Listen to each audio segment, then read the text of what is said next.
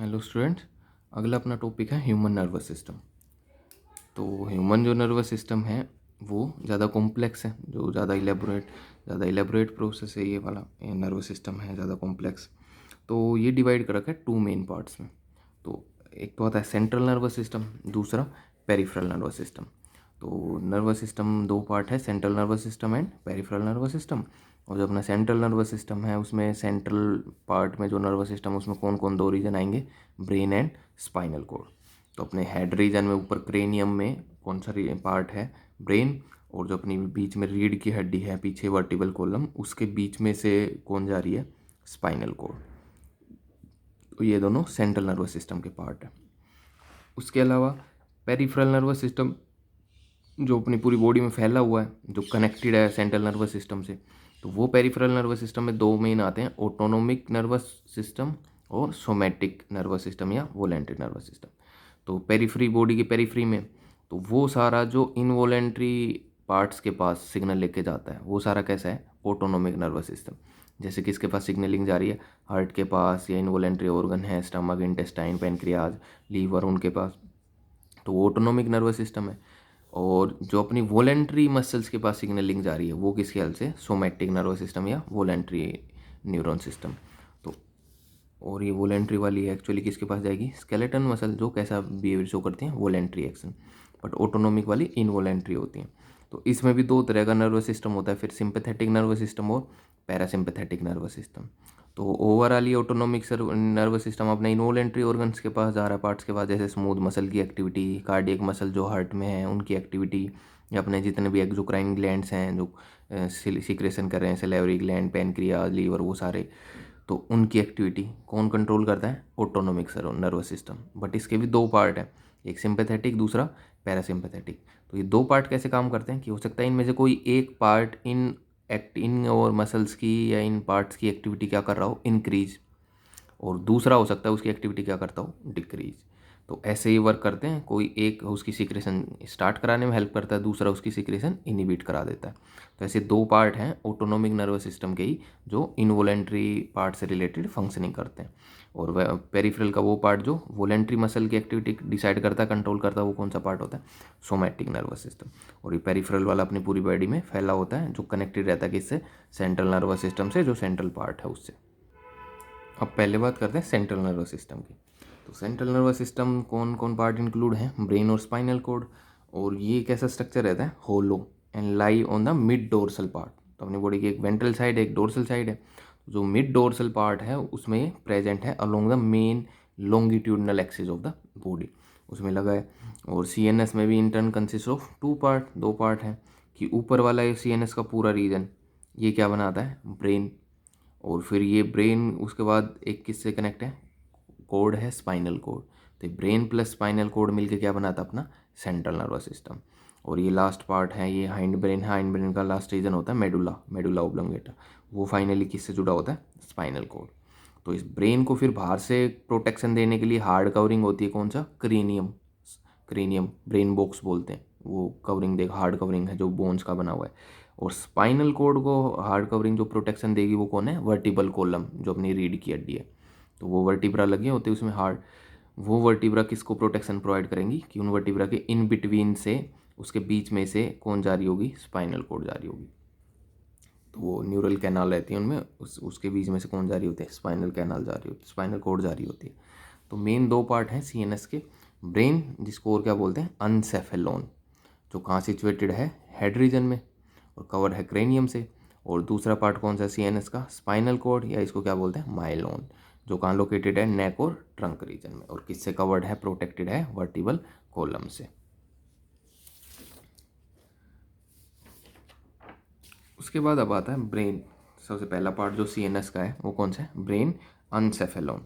तो ब्रेन जो है वो सबसे वाइडेस्ट और अपर मोस्ट पार्ट है सेंट्रल नर्वस सिस्टम का।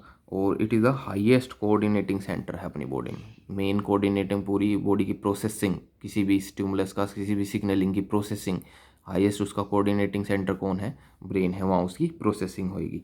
और लगा कहाँ पे है, सिचुएटेड कहाँ पे है, brain is situated in cranial cavity, की जो क्रेनियम बॉक्स बनता है हार्ड, उस उसके अंदर जो स्पेस है क्रेनियल केविटी है, उसमें कौन सिचुएटेड है, ब्रेन। तो brain is situated in cranial cavity of the skull in the head region of the body. और जो बोन है क्रेनियम की या ब्रेन बॉक्स की, वो क्या करती हैं, protect the delicate organ from mechanical injury.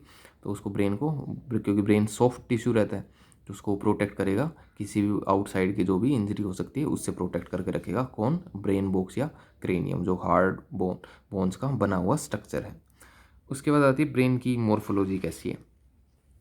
तो कैसा स्ट्रक्चर है? सॉफ्ट स्ट्रक्चर है। और ओवरऑल वेट कितना रहता है ह्यूमन ब्रेन का? 1.2 टू 1.4 kg, तो नियरली 1.5 kg तक भी आप बोल सकते हो। और इस बना हुआ क्या है, स्ट्रक्चर कौन है, जो इसकी फंक्शनल यूनिट है वो कौन है? न्यूरॉन्स होते हैं। क्या फिलअप है? न्यूरॉन्स है। तो it has about 100 billion neurons. इतने न्यूरॉन्स मिलेंगे, नर्व सेल्स मिलेंगी उसके अंदर। और brain is surrounded by 3 membrane की आउटर, तो एक हार्ड कवरिंग तो कौन है? क्रेनियम। आउटर कवरिंग तो क्रेनियम है, बट उस क्रेनियम और जो ब्रेन का ये सॉफ्ट टिश्यू है, इसके इन बिटवीन में भी कुछ कवरिंग होती है, उनको क्या बोलते हैं? मेनिंज बोलते हैं। तो brain is surrounded by 3 membrane called meninges. इनके बारे में अभी पढ़ेंगे आगे। वो क्या करती हैं? Which provide protection to it, वो भी प्रोटेक्शन का काम करती हैं उसमें। और जो स्पेस रहता है बिटवीन 3 मेनिंज की, यहाँ पे 3 लेयर होती हैं, उनके इन बिटवीन भी स्पेस है, उसमें भी एक फ्लूइड भरा रहता है। कौन सा फ्लूइड फिलअप रहेगा? सेरेब्रोस्पाइनल फ्लूइड, CSF बोलते हैं इसको शॉर्ट फॉर्म में। तो ये भी वहाँ पे फिलअप रहता है। तो वो भी प्रोटेक्ट करता है ब्रेन को फ्रॉम मैकेनिकल शॉक। तो वो शॉक एब्जॉर्बर का काम करता है कि अगर यहाँ से फ्लूइड भरा होगा, फिलअप होगा, तो शॉक एब्जॉर्बर का काम करेगा वो। फिर ब्रेन ओवरऑल कितने पार्ट्स में डिवाइडेड है? ओनली ब्रेन वाला 3 रीजन है, फोर ब्रेन, मिड ब्रेन और हाइंड ब्रेन, ये 3 रीजन बनेंगे। तो ये वाला रीजन आगे वाला जो ज़्यादा बड़ा लार्जेस्ट पार्ट रहता है अपने ब्रेन का, फोर ब्रेन का, उसको क्या बोलते हैं? सेरेब्रम। उसके अलावा एक और रीजन रहता है थैलेमस, और थैलेमस का नीचे वाला रीजन हाइपोथैलेमस। तो अगर इन तीनों को इकट्ठा करें तो ये क्या बनाते हैं? अपना फोर ब्रेन बनाते हैं, जिसको क्या बोलते हैं? प्रोजेंसेफेलन, वो बनाते हैं। उसके अलावा फिर एक कौन सा पार्ट आएगा? मिड ब्रेन रहता है, केविटी रहेगी मिड ब्रेन की। फिर मिड ब्रेन किस में ओपन होएगा? हाइंड ब्रेन आएगा। हाइंड ब्रेन में जो पीछे वाली साइड रीजन रहता है हाइंड ब्रेन का, उसको क्या बोलते हैं? सेरेबेलम, जो वॉलेंट्री एक्शंस में काम कर रहा था, बॉडी पोस्चर मेंटेन कर रहा था। उसके अलावा एक रीजन है पोन्स, और जो लास्ट रीजन है वो मेडुला, मेडुला ओब्लोंगेटा। तो सेरेबेलम, पोन्स और मेडुला, ये तीनों मिलके क्या बनाते हैं? हाइंड ब्रेन बनाते हैं। और ये मेडुला फाइनली किस में ओपन हो जाएगी? स्पाइनल कॉर्ड में, जो अपने CNS का ये दूसरा पार्ट है। तो ब्रेन स्पाइनल कॉर्ड से जुड़ा हुआ है कौन से रीजन से? हाइंड ब्रेन के कौन से रीजन से? मेडुला वाले रीजन से जुड़ा हुआ है। और एक स्ट्रक्चर हो रहा है बीच में, कॉर्पस कैलोसम, ये वाला स्ट्रक्चर कॉर्पस कैलोसम। तो क्या रहता है कि ये जो आगे वाला रीजन है सेरेब्रम, तो ये 2 हेमिस्फेयर होते हैं, आधे आधे स्फेयर होते हैं, हेमिस्फेयर, उनको बोलते हैं सेरेब्रल हेमिस्फेयर। तो आधा एक साइड इधर रहता है, एक दूसरी साइड है। तो वो दोनों हेमिस्फेयर, ऐसे ये 2 हेमिस्फेयर हैं, तो ये दोनों हेमिस्फेयर आपस में जुड़े रहते हैं किसकी हेल्प से? Track of nerve fibre, nerve fibre और एक्सोन के जो बंडल हैं, उनसे आपस में दोनों सेरेब्रम के पार्ट, सेरेब्रल हेमिस्फेयर जुड़े रहते हैं दोनों के दोनों। तो वो उनको जोड़ने के लिए जो ट्रैक है वो क्या बोला जाए? वो नर्व फाइबर का जो ग्रुप है, एक्सोन का बंडल है, उसको क्या बोलते हैं? कॉर्पस कैलोसम बोलते हैं उसको। तो कॉर्पस कैलोसम दोनों हेमिस्फेयर को कनेक्ट करके देता है।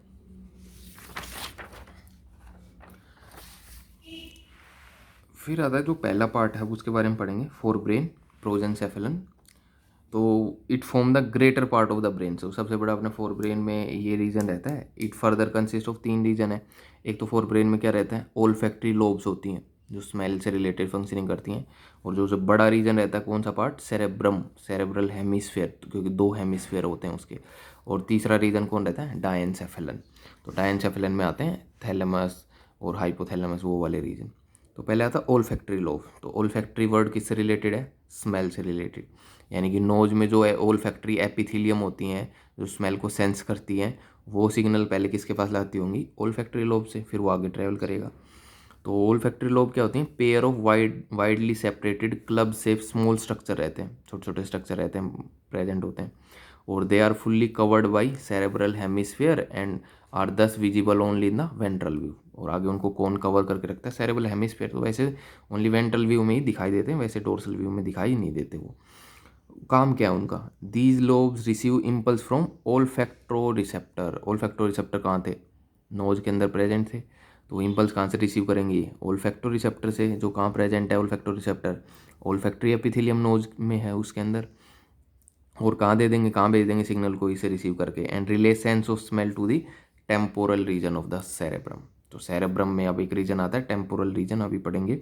तो वहाँ तक सिग्नलिंग फाइनली स्मेलिंग की सेंस इम्पल्स ट्रैवल करेगी। लेकिन ब्रेन में सबसे पहले कौन रिसीव करेगा? Olfactory lobe. फिर वो कहाँ जाएगी? सेरेब्रम के टेम्पोरल रीजन में जाएगी। और ओल्फैक्टरी लोब के पास सिग्नलिंग कहाँ से आ रही है? ओल्फैक्टरी रिसेप्टर जो नोज के अंदर है, नोज के एपिथेलियम में लगे हैं, वहाँ से आ रही है। तो ये ओल्फैक्टरी लोब भी कहाँ मिलेगा? फोर ब्रेन के अंदर, प्रोजेंसेफेलन के अंदर। दूसरा जो मेन पार्ट आता है फोर ब्रेन का, वो कौन सा है? सेरेब्रल हेमिस्फीयर या सेरेब्रम। तो ये लार्जेस्ट पार्ट है ब्रेन का, ये इंपॉर्टेंट है कि लार्जेस्ट पार्ट कौन सा है? सेरेब्रम। और आल्सो मोस्ट कॉम्प्लेक्स और स्पेशलाइज पार्ट है अपने ब्रेन का, सबसे ज़्यादा कॉम्प्लेक्स है। अपने हम जितनी भी थिंकिंग करते हैं, थॉट बनाते हैं, स्पीच, वो सब कौन कंट्रोल करता है? ओवरऑल प्रोसेसिंग कौन करता है? सेरेब्रम वाला रीजन। तो ये most complex and specialise part है अपने ब्रेन का। और 2 सेरेब्रल हेमिस्फीयर होते हैं इसमें, लाई साइड बाय साइड वो लाई करते हैं। और सरफेस ऑफ सेरेब्रल हेमिस्फीयर वो ग्रेटली फोल्ड हो जाता है to accommodate large number of nerve cell, कि बहुत सारे नर्व सेल आ सके, तो फोल्डेड हो जाता है। तो कुछ ऐसा पार्ट बनेगा उसमें से, फोल्डेड स्ट्रक्चर बन जाएगा। तो जो फोल्ड हैं, इन फोल्ड को क्या बोलते हैं? ये गायरी। और इनके अंदर जो डिप्रेशन प्रेजेंट है, इनको क्या बोलते हैं? सल्काई। तो ये भी बनते हैं। तो surface of cerebral hemisphere greatly folded to accommodate large number of nerve cell, कि ज़्यादा से ज़्यादा उसमें नर्व सेल, न्यूरॉन फिलअप हो जाए। तो इसलिए उसका एरिया कैसा हो जाता है? फोल्डेड हो जाता है, सरफेस एरिया बढ़ जाएगा। और द फोल्ड आर कॉल्ड, उन फोल्ड्स को क्या बोलेंगे? गायरियस, क्या बोल दो? गायरस। एंड डिप्रेशन जो बनेंगे उनके बिटवीन, इन बिटवीन, उनको क्या बोलेंगे? सल्काई, सल्कस, वो बोलेंगे। और ईच सेरेब्रल हेमिस्फीयर है, जो सेरेब्रम है, उसको कितने लोब्स में डिवाइड कर रखा है? 4 लोब्स में डिवाइड कर रखा है, 4 लोब्स। आगे वाला anterior frontal lobes, middle parietal lobes, फिर पोस्टीरियर ओसिपिटल लोब्स, और लेटरल भी में जो रहता है टेम्पोरल लोब्स। तो अब ये देखते हैं ये वाले। तो ये मान लो सेरेब्रम है, ओनली सेरेब्रम वाला पार्ट। तो इसके 4 लोब मिलेंगे, आगे फ्रंटल लोब, पीछे ओसिपिटल लोब, मिडल में या अपर हैंड में पैराइटल लोब, और लेटरल साइड में टेम्पोरल लोब। तो ऐसे 4 लोब बनते हैं, पैराइटल लोब, फ्रंटल लोब, पीछे ओसिपिटल, साइड में लेटरल व्यू में टेम्पोरल, और अपर हैंड में पैराइटल लोब। तो अब ये अलग अलग बॉडी फंक्शन को रेगुलेट करते हैं, सेरेब्रम के ही पार्ट हैं चारों लोब, अलग अलग बॉडी फंक्शन को रेगुलेट करते हैं। जैसे क्या? जो फ्रंटल लोब है, सबसे सामने वाला, ये वाला आगे वाला रीजन फ्रंटल लोब, ये किसको कंट्रोल करता है? स्पीच, फेशियल मस्कुलर एक्टिविटी, अपनी फेस के जो मसल्स हैं उनकी एक्टिविटी है, as well as higher mental activity, कि हायर थिंकिंग की कोई चीज़ें हैं जिनमें थिंकिंग का काम ज़्यादा है, तो उससे रिलेटेड जो भी एक्टिविटीज़ हैं, स्पीच से रिलेटेड जितनी एक्टिविटीज़ हैं, फेशियल मसल्स एक्टिविटी से रिलेटेड हैं, वो सारी कौन कंट्रोल करेगा? सेरेब्रम का कौन सा पार्ट, कौन सा लोब? फ्रंटल लोब कंट्रोल करेगा। उसके बाद टेम्पोरल लोब जो लेटरल साइड में रहता है, ये क्या किसको रिसीव करेगा? सिग्नल रिसीव करेगा रीजन फॉर ऑडिटरी रिसेप्शन, कि जो हियरिंग से रिलेटेड, ईयर से जो सिग्नलिंग आ रही होगी वो कौन से लोब में आ रही होंगी? टेम्पोरल में। और किससे रिलेटेड? स्मेल, कि ओल्फैक्टरी लोब्स भी जो सिग्नलिंग आ रहे होंगे वो टेम्पोरल रीजन में ही लाते हैं सेरेब्रम के। तो हियरिंग एंड स्मेल, ये 2 काम किसके हैं? टेम्पोरल रीजन के। फिर ओसिपिटल लोब जो सबसे पीछे लगा है, लास्ट वाला, वो किससे रिसीव करेगा? विजुअल रिसेप्शन, यानी कि साइट, यानी कि जो आई से सिग्नलिंग आ रही होगी, लाइट की जो आ रही थी उससे जो सिग्नलिंग बनी, तो विजुअल रिसेप्शन का कौन काम करेगा? ओसिपिटल काम करेगा। ऐसे फिर ऊपर वाला जो पैराइटल लोब है वो किससे रिलेटेड काम करेगा? टच, टेस्ट, टेम्परेचर, पेन, ये सारी जो सिग्नलिंग है वो ब्रेन का कौन सा पार्ट रिसीव करता है? सेरेब्रम का कौन सा पार्ट रिसीव करेगा? पैराइटल लोब रिसीव करेगा। ये 4 लोब हैं, फ्रंटल, टेम्पोरल, पैराइटल, ओसिपिटल, जो अलग अलग सिग्नलिंग एक्टिविटीज़ को कंट्रोल करते हैं, डिसाइड करते हैं। तो फिर उसके बाद अगला रीजन आता है सेरेब्रल हेमिस्फीयर के बाद डायनसेफेलन। तो पहला था ओल्फैक्टरी लोब, दूसरा सेरेब्रल हेमिस्फीयर थे, सेरेब्रम जिसके 4 लोब थे, 4 लोब्स थे उसके अंदर। उसके अलावा अगला पार्ट कौन सा आता है फोर ब्रेन में? डायनसेफेलन। तो जो सेरेब्रम रहता है वो रैप राउंड रहता है एक स्ट्रक्चर के, किस स्ट्रक्चर के? थैलेमस के। तो ओवरऑल तो पूरा पार्ट कौन कवर करके रखता है? सेरेब्रम। कि भाई ये वाला तो सारा सारा स्ट्रक्चर सेरेब्रम का था, इसके 4 लोब थे। लेकिन ये सेरेब्रम जिसके अराउंड रैप है, नीचे इसके कौन सा स्ट्रक्चर है? थैलेमस। तो वो भी तो फोर ब्रेन में ही है। तो ये थैलेमस, हाइपोथैलेमस, ये दोनों मिलके क्या बनाते हैं? डायनसेफेलन। तो ये डायनसेफेलन प्लस ये सेरेब्रम मिलके क्या बन जाता है, फोर ब्रेन। तो ये थैलेमस और थैलेमस का नीचे वाला रीजन हाइपोथैलेमस, ये दोनों मिलके डायनसेफेलन रीजन में आते हैं। तो कह रहे हैं जो सेरेब्रम है वो रैप राउंड रहता है एक स्ट्रक्चर के, किसके, thalamus, which is a major coordinating centre. वो थैलेमस बस कोऑर्डिनेट करके देता है किन सिग्नलिंग को, सेंसरी एंड मोटर सिग्नलिंग को। तो ब्रेन के कुछ रीजन में सेंसरी सिग्नलिंग आ रही होती है, फिर ब्रेन जो सिग्नल वापस भेजेगा वो मोटर सिग्नलिंग, तो उनको कोऑर्डिनेट करके रखता है कौन से रीजन, थैलेमस वाला रीजन, उसका बस यही काम है। फिर जो इंपॉर्टेंट एक रीजन है डायनसेफेलन में वो कौन सा है, हाइपोथैलेमस, जो थैलेमस का नीचे वाला रीजन है हाइपोथैलेमस, जो कहाँ मिलेगा, lie at the base of thalamus, base वाले रीजन में। वो क्या कंटेन करेगा, hypothalamus contain a number of centre which control, तो उसमें बहुत सारे सेंटर है जो क्या कंट्रोल करेंगे, बॉडी टेम्परेचर। ये वाला क्वेश्चन कई बार आता है, बॉडी टेम्परेचर कौन सा रीजन डिसाइड करता है, हाइपोथैलेमस। ईटिंग, ड्रिंकिंग, तो वो वाली अपनी एक्टिविटी है ईटिंग ड्रिंकिंग, ये भी कौन डिसाइड करता है, हाइपोथैलेमस। तो तीन हैं, body temperature, eating and drinking, तीनों कौन डिसाइड करता है, हाइपोथैलेमस। इसके अलावा जो हाइपोथैलेमस है also contain several group of neuro secretory cells, कि नॉर्मल उसकी जो सेल्स हैं न्यूरॉन्स की तरह काम कर रही हैं, वो तो क्या डिसाइड कर रही हैं, body temperature, eating and drinking, but उसकी कुछ सेल्स सीक्रेटरी नेचर की हो जाती हैं, तो उनको क्या बोलेंगे, न्यूरो सीक्रेटरी सेल्स हाइपोथैलेमस की, और वो क्या सीक्रेट करने लग जाएंगी, हॉर्मोन्स, उनको क्या बोलेंगे, हाइपोथैलेमिक हार्मोन। तो कुछ उसकी सेल स्पेशलाइज हो जाती हैं क्या रिलीज करने के लिए भी, हॉर्मोन्स रिलीज करने के लिए हाइपोथैलेमिक हॉर्मोन्स रिलीज होते हैं। तो ये डायनसेफेलोन में है थैलेमस एंड हाइपोथैलेमस। थैलेमस तो बस क्या करके देता है, कोऑर्डिनेट करके देता है, जो सेंसरी सिग्नलिंग आ रही है या जो मोटर सिग्नलिंग वापस जा रही है ब्रेन से, उनको कोऑर्डिनेट रखता है एक साथ। साथ में हाइपोथैलेमस है, उसमें सेंटर रहता है, बॉडी टेम्परेचर डिसाइड करता है, ईटिंग ड्रिंकिंग को डिसाइड करता है, और उसकी कुछ सेल स्पेशलाइज हो जाती हैं क्या करने के लिए, सिक्रेशन करने के लिए, उनको क्या बोलेंगे, न्यूरो सिक्रेटरी सेल्स बोलते हैं। वो क्या सिक्रेट करेंगी, हॉर्मोन्स रिलीज करेंगी, हाइपोथैलेमिक हार्मोन्स रिलीज करती हैं वो। फिर आता है अगला रीजन कौन सा है, मिड ब्रेन। तो मिड ब्रेन को क्या बोलेंगे, मीजेंसेफेलन। फोर ब्रेन को क्या बोल रहे थे, प्रोजेंसेफेलन, ये वाला है मीजेंसेफेलन। तो सिग्निफिकेंटली स्मॉल रीजन रहता है मिड ब्रेन, और इसमें इस मिड ब्रेन का जैसे हम डाइसेक्शन देखें तो एक एंटीरियर रीजन मिलेगा, एक उसका पोस्टीरियर रीजन मिलेगा। तो एंटीरियर रीजन की तरह की साइड में ये क्या बनाता है, ट्रैक बनाता है, फाइबर ट्रैक, मतलब एक्सोन के बंडल होते हैं इसके अंदर, तो उनको क्या बोलते हैं, क्रूरा सेरिब्री, वो प्रेजेंट होते हैं। और जो इसका पोस्टीरियर रीजन होता है वहाँ पे क्या प्रेजेंट होते हैं, कोलिकुलाई। तो दो कोलिकुलाई ऊपर वाली साइड मिलेंगे, उनको बोलते हैं सुपीरियर, दो इनके नीचे वाली साइड रहते हैं, उनको बोलते हैं इन्फीरियर। तो चार ऐसे कोलिकुलाई मिलते हैं इसके अंदर पोस्टीरियर रीजन की तरफ, to superior and to inferior colliculi. ऊपर की तरफ है वो सुपीरियर, इसके डाउन साइड प्रेजेंट होंगे वो इन्फीरियर। और एंटीरियर साइड की तरफ जो ट्रैक है, नर्व एक्सोन का बंडल है पूरा, उसको क्या बोलेंगे, क्रूरा सेरिब्राई। तो ये स्ट्रक्चर रहते हैं मिड ब्रेन के अंदर। तो पहले आया, it consist of two fibre track called crura cerebri which connect hind brain with the fore brain, कि जो हाइंड ब्रेन वाला रीजन है तो मिड ब्रेन से वाले रीजन से आगे फोर ब्रेन है, पीछे हाइंड ब्रेन है, तो मिड ब्रेन का ये वाला रीजन उनको कनेक्ट कर देता है। एक तो ये काम है। दूसरा, जो पीछे वाली साइड फोर कोलिकुलाई प्रेजेंट है, तो उनको चारों को इकट्ठा करके क्या बोल देते हैं, कोरपोरा क्वाड्रीजेमिना। क्वाड्री मतलब चार, कोरपोरा क्वाड्रीजेमिना, जिसमें टू दो अपर हैं एंड टू लोअर हैं, तो सुपीरियर एंड इन्फीरियर कोलिकुलाई हैं चार। अब इनका काम है कि फंक्शन क्या परफॉर्म करेंगे। तो ये जो टू सुपीरियर कोलिकुलाई हैं, इनमें इनके सेंटर होता है किसके रिफ्लेक्स के लिए, साइट रिफ्लेक्स, जो प्यूपिलरी रिफ्लेक्स है उसको कंट्रोल करने के लिए सिग्नलिंग किसके पास आएगी, सुपीरियर कोलिकुलाई के पास। और जो दो इन्फीरियर कोलिकुलाई हैं वो किसके सेंटर होते हैं, ऑडिटरी रिफ्लेक्स के, जो ईयर से रिलेटेड हैं, ऑडिटरी। तो साइट वाले लाइट वाले कौन कंट्रोल करेगा, आई से फंक्शनिंग सुपीरियर कोलिकुलाई, और जो ऑडिटरी ईयर से सिग्नलिंग है वो इन्फीरियर कोलिकुलाई कंट्रोल करेंगे। तो ये मिड ब्रेन का पार्ट था। उसके बाद आता है हाइंड ब्रेन वाला रीजन। तो हाइंड ब्रेन में तीन रीजन आते हैं, पिछले वाली साइड सेरेबेलम, पोन्स, और जो लास्ट पार्ट जो स्पाइनल कॉर्ड से जुड़ेगा, मेडुला ओब्लोंगेटा, ये तीन पार्ट है। तो हाइंड ब्रेन को बोलते हैं रोम्बनसेफेलन। तो hind brain consist of three parts, पहला सेरेबेलम, दूसरा पोन्स वेरियोलाई बोलते हैं, पोन्स बोल दो, तीसरा मेडुला ओब्लोंगेटा, मेडुला। तो जो सेरेबेलम है ये क्या है, सेकंड लार्जेस्ट पार्ट। तो सबसे पहला लार्जेस्ट, सबसे ज़्यादा बड़ा तो लार्जेस्ट पार्ट कौन सा था, सेरेब्रम, और सेरेबेलम क्या है, सेकंड लार्जेस्ट पार्ट है ब्रेन का। और सेरेबेलम काम क्या करता है, maintain the posture, equilibrium and muscle tone. जो ओवरऑल बॉडी बैलेंस है वो काम किसका है, बॉडी बैलेंस करना, वॉलेंट्री एक्शंस को, मसल की एक्टिविटी को रेगुलेट करना, स्केलेटल मसल की। सेरेबेलम वो ओवरऑल बॉडी पोस्चर बना के रखता है, मेंटेन करके रखता है।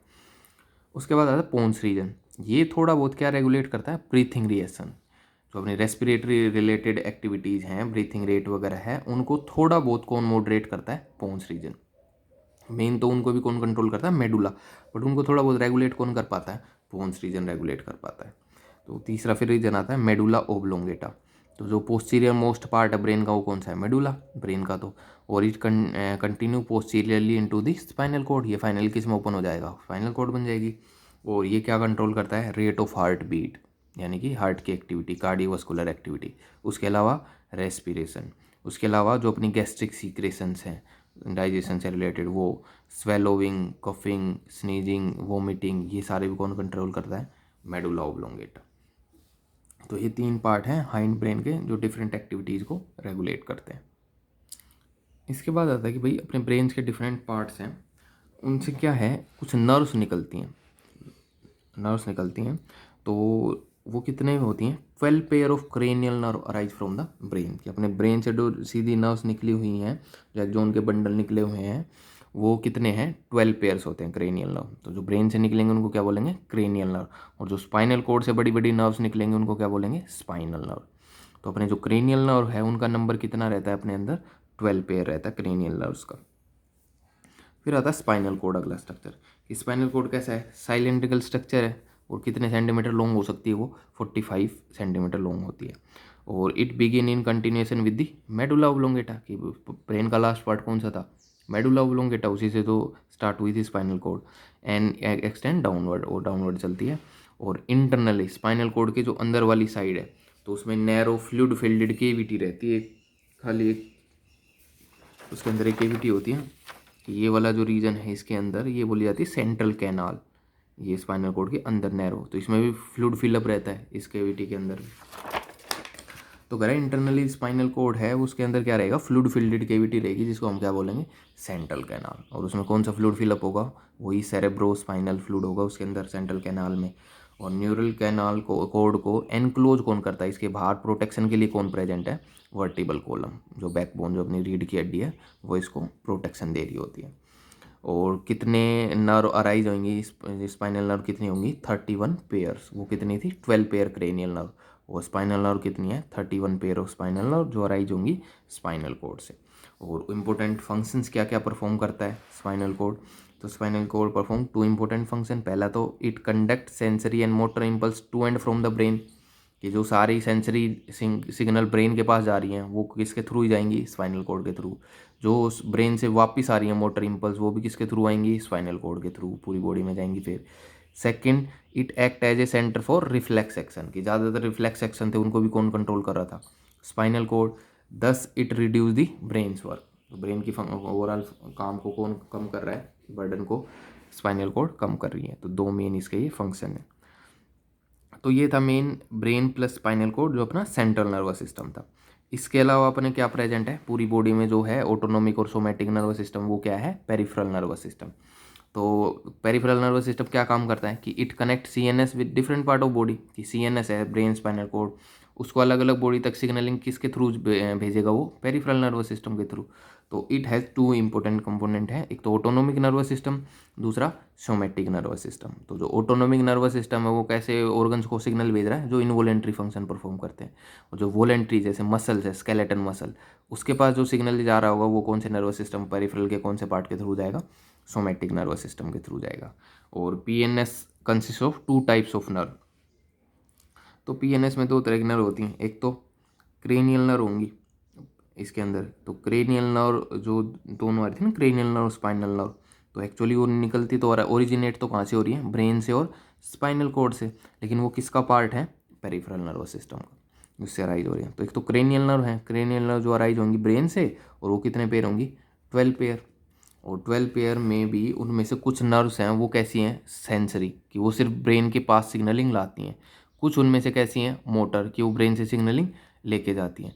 कुछ उनमें से नर्व कैसी हैं, मिक्स, कि वो सेंसरी सिग्नल लेके भी आती हैं और साथ में वॉलेंटरी सिग्नल वापस ब्रेन से लेके भी जाती हैं। तो ऐसे जो 12 पेयर क्रेनियल नर्व हैं उनमें जो क्रेनियल नर्व है फर्स्ट, सेकंड और एट्थ, ये वाली कैसी नेचर की होती है? सेंसरी नर्व, कि ये बस सिग्नलिंग को किधर लाती हैं? ब्रेन की तरफ। उसके अलावा cranial nerve third, fourth, sixth, ninth, 11th and 12th, ये कैसी हैं? मोटर नर्व है, ये ब्रेन से सिग्नलिंग लेके जाती है किसी ऑर्गन के पास। और cranial nerve number 5th, 7th, 9th, 10th, ये कैसी हैं? मिक्स नेचर की हैं, मिक्स नर्व हैं जो कंटेन करती हैं both sensory and motor nerve fibre, दोनों कंटेन करती हैं। तो क्रेनियल नर्व 12 हैं जो पेरिफेरल नर्वस का पार्ट हैं, और कुछ सेंसरी हैं, कुछ मोटर होती हैं और कुछ मिक्स टाइप की होती हैं ये वाली।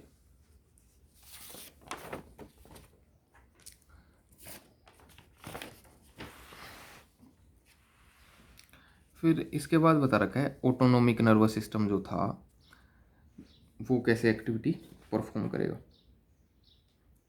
तो ऑटोनोमिक नर्वस सिस्टम में वो उसको भी सब डिवाइड किया था दो पार्ट्स में, सिंपैथेटिक नर्वस सिस्टम और पैरासिम्पैथेटिक नर्वस सिस्टम। तो जो अपनी स्मूथ मसल्स हैं वेरियस इंटरनल ऑर्गन्स की, वो रिसीव करती हैं both sympathetic and parasympathetic nerve fibre. तो एक जब मान लो सिंपैथेटिक आ रहा हो तो उसकी एक्टिविटी बढ़ जाएगी, पैरासिम्पैथेटिक एक्टिवेट हो गया तो उसकी एक्टिविटी कम हो जाएगी। तो ऐसे ऑटोनोमिक नर्वस सिस्टम परफॉर्म करता है। तो कह रहा है both the system have involuntary opposing effect, कि दोनों इनवॉलेंट्री काम करती हैं लेकिन अपोजिंग इफेक्ट है इन दोनों का, कि एक किसी पार्ट को स्टिमुलेट कर रहा होगा तो दूसरा इनिबिट कर देगा उसकी एक्टिविटी को। अपोजिंग काम करते हैं सिंपैथेटिक एंड पैरासिम्पैथेटिक। जैसे if one system exert stimulatory effect on an organ, कि एक सिस्टम मान लो पैरासिम्पैथेटिक या सिंपैथेटिक मान लो, वो स्टिमुलेटरी इफेक्ट दे रहा है किसी ऑर्गन को कि उसकी एक्टिविटी स्टिमुलेट कर रहा है, तो other system exert inhibitory effect on that organ, तो दूसरा बाद में उसकी एक्टिविटी इनिबिट कराने में रोल प्ले करने लग जाएगा। तो ऐसे अपोजिंग इफेक्ट के साथ काम करता है सिंपैथेटिक एंड पैरासिम्पैथेटिक, किस पे? इनवॉलेंट्री ऑर्गन्स के ऊपर। जैसे इसके अंदर देखें कि मान लो हम ऑर्गन ले लें हार्ट, तो हार्ट के अंदर ऑटोनोमिक नर्वस सिस्टम जा रहा है, उसकी कौन कौन सी ब्रांच जा रही हैं? सिंपैथेटिक नर्वस सिस्टम भी जा रहा है और पैरासिम्पैथेटिक भी जा रहा है। तो जो सिंपैथेटिक इसका नर्वस सिस्टम है वो क्या करेगा? वो जब वो अगर एक्टिवेट हो गया तो क्या करेगा? इंक्रीज कर देगा contraction and rate of heart beat, की कॉन्ट्रैक्शन ज़्यादा इंक्रीज हो जाएगी, वेंट्रिकुलर कॉन्ट्रैक्शन हार्ट की, हार्ट बीट भी इंक्रीज हो जाएगी। जबकि अगर पैरासिम्पैथेटिक एक्टिवेट हो गया तो उसकी हार्ट की एक्टिविटी कॉन्ट्रैक्शन भी और हार्ट की रेट भी डिक्रीज होने लग जाएगा। तो एक हार्ट की एक्टिविटी बढ़ा रहा है, दूसरा हार्ट की एक्टिविटी डिक्रीज कर रहा होता है। ऐसे ही ब्लड वेजल्स में, तो ब्लड वेजल्स में जो सिंपैथेटिक होता है वो तो ब्लड वेजल की क्या करा देगा? कॉन्स्ट्रिक्शन, उनको कॉन्स्ट्रिक्ट करा देगा। जबकि पैरासिम्पैथेटिक उनको क्या करा देगा? डायलेट करा देगा, डायलेशन ऑफ ब्लड वेजल, ज़्यादा डायलेट, ज़्यादा उनके ल्यूमन को ज़्यादा चौड़ा कर देगा, वाइडर कर देगा। ऐसे ही लंग्स की एक्टिविटी देखें तो ये डायलेट कर देगा ब्रोंकाई एंड ब्रोंक्यूल्स रीजन को, सिंपैथेटिक, और जबकि पैरासिम्पैथेटिक उसको कॉन्स्ट्रिक्ट करा देगा ब्रोंकाई एंड ब्रोंक्यूल को। आई के अंदर प्यूपिल को डायलेट कराने में कौन रोल प्ले करेगा? सिंपैथेटिक, और अगर पैरासिम्पैथेटिक एक्टिवेट हो गया तो प्यूपिल क्या कर जाएगा? फिर से कॉन्स्ट्रिक्ट कर जाएगा। ऐसे स्टमक में देखें तो इनिबिट कर देगा सीक्रेशन ऑफ गैस्ट्रिक जूस, कि सीक्रेशन इनिबिट करेगा, और ये वाला स्टिमुलेट कर देगा, गैस्ट्रिक जूस की सीक्रेशन चालू हो जाएगी इसके एक्टिवेट होने से। सलाइवरी ग्लैंड में भी ये इनिबिट करेगा सीक्रेशन सलाइवा की बक्कल कैविटी में, और ये वाला स्टिमुलेट कर देगा उसकी एक्टिविटी। ब्लैडर में, यूरिनरी ब्लैडर में ये रिलैक्स करेगा मसल ऑफ ब्लैडर, उसको रिलैक्स कर देगा, और ये वाला कॉन्ट्रैक्शन कराने लग जाएगा यूरिनरी ब्लैडर की। यानी कि दोनों कैसे काम करते हैं? अपोजिंग इफेक्ट के साथ दोनों एक्टिविटी शो करते हैं इनवॉलेंट्री ऑर्गन्स के ऊपर। इसके बाद आता है प्रोटेक्टिव कवरिंग्स। तो ऑटोनोमिक नर्वस सिस्टम, उसके अलावा सोमैटिक था। सोमैटिक नर्वस सिस्टम जो पार्ट था वो तो बस किसकी एक्टिविटी कंट्रोल कर रहा था? स्केलेटन मसल्स की, कि उनके पास सिग्नलिंग रेगुलेट कर रहा था। प्रोटेक्टिंग कवरिंग में क्या है कि अपना जो बोथ ब्रेन और स्पाइनल कोड है वो प्रोटेक्ट होते हैं। किससे प्रोटेक्शन चाहिए? मैकेनिकल इंजरी वगैरह से या कोई शोक है, by bony cases around them. तो बोनी पार्ट उनके अराउंड कौन है जो उनको प्रोटेक्शन प्रोवाइड कर रहा है? तो ब्रेन तो किससे प्रोटेक्टेड है? बोनी कवरिंग कौन सी है? Cranium, brain box. जबकि स्पाइनल कोड किससे प्रोटेक्टेड है? वर्टिबल कॉलम, रीढ़ की हड्डी से प्रोटेक्टेड है। बट कह रहे there are also present additional protective covering, जिनको क्या बोलते हैं? मेनिंज, बिटवीन द ब्रेन या spinal cord and their respective bony cases. कि जैसे ब्रेन का कौन सा है, उसकी बोनी कवरिंग कौन सी है? Brain box. तो ब्रेन बॉक्स और अंदर है ब्रेन, लेकिन उनके इन बिटवीन भी लेयरिंग प्रेजेंट होंगी, प्रोटेक्टिव कवरिंग प्रेजेंट होंगी। ऐसे ही स्पाइनल कोड के बाहर कौन है? वर्टिबल कॉलम, अंदर स्पाइनल कोड, उनके इन बिटवीन भी मेनिंज प्रेजेंट होंगी, कवरिंग प्रेजेंट होंगी। तो वो meninges consist of an outer layer होगी, मिडल, इनर लेयर। तो इनर लेयर जैसे मान लो टुवार्ड्स ब्रेन है, और आउटर लेयर किधर मिलेगी, टुवार्ड्स ब्रेन बॉक्स, उसकी तरफ मिलेगी आउटर पार्ट। तो आउटर पार्ट जो बाहर की तरफ होता है उसको क्या बोलते हैं, ड्यूरा मैटर।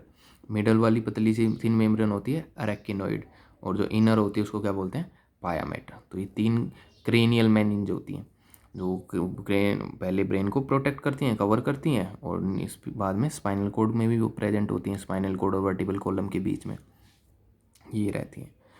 उसके अलावा आती है कि ब्रेन और स्पाइनल कोड के अंदर क्या भी फिलअप रहता है, सेरेब्रोस्पाइनल फ्लूइड प्रेजेंट होता है उनके अंदर, CSF बोलते हैं, वो भी प्रेजेंट होता है। वो कैसा रहता है, it is a clear colourless alkaline fluid रहता है, एल्कलाइन नेचर का। कहाँ प्रेजेंट रहेगा, in the ventricle of the brains. Ventricle मतलब जो ब्रेन के अंदर जो केविटी बनती है ब्रेन के अंदर, उनको बोलते हैं वेंट्रिकल्स, वहाँ भी प्रेजेंट रहता है ये सेरेब्रोस्पाइनल फ्लूइड। इसके साथ साथ कहाँ मिलेगा, central canal of spinal cord की, जो स्पाइनल कोड की जो बीच में ओलो ट्यूब लाइक स्ट्रक्चर था स्पाइनल कोड, उसमें भी तो बीच में केविटी थी, उसको क्या बोलते हैं, सेंट्रल कैनाल। तो central canal of spinal cord में, and space between the meninges, जो क्रेनियल मेनिंज थी उनके इन बिटवीन स्पेस में भी क्या मिलेगा, सेरेब्रोस्पाइनल फ्लूइड मिलेगा। और काम क्या है इसका, कि it protect the CNS from socks and keep it moist, कि सेंट्रल नर्वस सिस्टम को सोक से प्रिवेंट करेगा, सोक एब्जॉर्बर का काम करेगा और उसको मॉइस्ट बना के रखेगा। अब देखते हैं कि ये केविटी ऑफ ब्रेन्स, वेंट्रिकल्स, कि ब्रेन्स के अंदर कौन कौन सी केविटी होती हैं, वेंट्रिकल्स होते हैं। तो ब्रेन में आगे तो बड़ा पार्ट, लार्जेस्ट पार्ट तो कौन सा रहता है, सेरेब्रम। तो सेरेब्रम के 2 सेरेब्रल हेमिस्फीयर होते हैं, उन 2 सेरेब्रल हेमिस्फीयर में भी 2 केविटी रहती हैं, 2 वेंट्रिकल्स रहते हैं, जिनको क्या बोलते हैं, लेटरल वेंट्रिकल्स। तो ये लेटरल वेंट्रिकल्स सेरेब्रम वाले सबसे लार्जेस्ट होते हैं, सबसे बड़ी केविटी होती हैं, और इनको वैसे क्या बोलते हैं, पैरासील।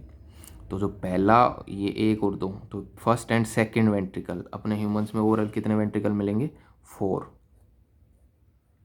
वेंट्रिकल रहते हैं, जिनमें पहला और सेकंड है वो लेटरल वेंट्रिकल होते हैं, पैरासील बोलते हैं। कहाँ प्रेजेंट मिलेंगे, फाउंड इन सेरेब्रल हेमिस्फीयर में प्रेजेंट होंगे। उसके बाद ये पहला और दूसरा वेंट्रिकल आगे जाएगा तीसरे वेंट्रिकल में, तीसरे वेंट्रिकल, थर्ड वेंट्रिकल क्या बोलते हैं, डायोसील। ये कहाँ मिलेगा, फाउंड इन डायनसेफेलन। डायनसेफेलन कौन सा रीजन था, जहाँ थैलेमस हाइपोथैलेमस थे, तो वो भी 4 ब्रेन में ही थे, ये भी 4 ब्रेन में ही है। यानी कि फर्स्ट, सेकंड एंड थर्ड, ये तीनों के तीनों वेंट्रिकल कहाँ होते हैं, 4 ब्रेन में, 4 ब्रेन में, आगे वाले ब्रेन में।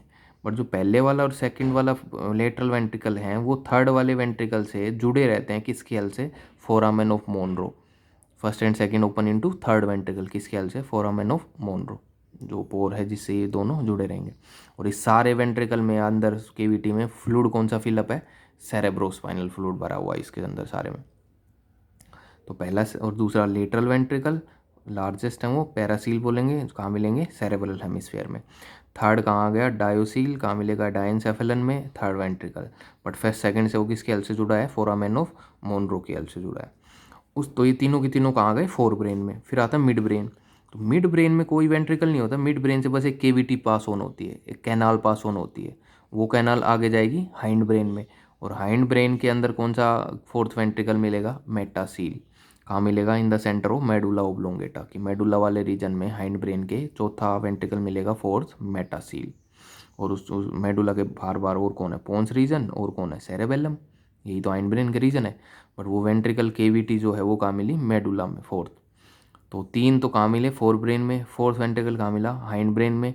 तो बीच में मिड ब्रेन में से बस क्या पास ऑन हुई, कैनाल, उसको क्या बोलते हैं, सेरेब्रल एक्विडक्ट या ईटर बोल देते हैं, जो कहाँ प्रेजेंट है, मिड ब्रेन में। और वो थर्ड वेंट्रिकल को किससे जोड़ रही है, 4th वेंट्रिकल से जोड़ रही है। डायोसील को किससे जोड़ रही है, मेटासील से जोड़ रही है। डायोसील कहाँ है, 4 ब्रेन में, मेटासील कहाँ है, हाइंड ब्रेन में। उन दोनों को वो जोड़ने लग रही है। और सारे के अंदर फिलअप कौन सा फ्लूइड है, सेरेब्रोस्पाइनल फ्लूइड। फिर फाइनली ये 4th वेंट्रिकल किस में ओपन हो जाएगा, स्पाइनल कोड में चला जाएगा। स्पाइनल कोड के अंदर की केविटी कौन सी होती है, सेंट्रल कैनाल, या उसको क्या बोलते हैं, न्यूरोसील। उसमें भी यही फ्लूइड फिलअप रहता है। ये केविटी है किसकी, सेंट्रल कैनाल किसकी केविटी है, स्पाइनल कोड की। तो ये फ्लूइड उसमें चला गया। तो स्पाइनल कोड की सेंट्रल कैनाल में प्रेजेंट है, और ब्रेन में किस फॉर्म में प्रेजेंट है, वेंट्रिकल्स के अंदर ये फ्लूइड फिलअप है। कितने वेंट्रिकल हैं, 4। लार्जेस्ट कौन से हैं, फर्स्ट एंड सेकंड, जो लेटरल हैं, कहाँ प्रेजेंट है, सेरेब्रल हेमिस्फीयर में। थर्ड कहाँ है, डायनसेफेलन रीजन में, डायोसील। 4th कहाँ है, हाइंड ब्रेन के मेडुला रीजन में, मेटासील। 4th वेंट्रिकल, थर्ड और 4th जुड़े हुए हैं सेरेब्रल एक्विडक्ट के हेल्प से। तो ये वेंट्रिकल्स होते हैं अपने ब्रेन के अंदर। तो पहले लेटरल वेंट पैरासील, फिर डायोसील, फिर मेटासील, ये तीनों जुड़े हैं। पैरासील और डायोसील आपस में जुड़े हैं फोरामेन ऑफ मोनरो, डायोसील और मेटासील आपस में जुड़े हैं सेरेब्रल एक्विडक्ट या ईटर, उसकी हेल्प से जुड़े हुए हैं।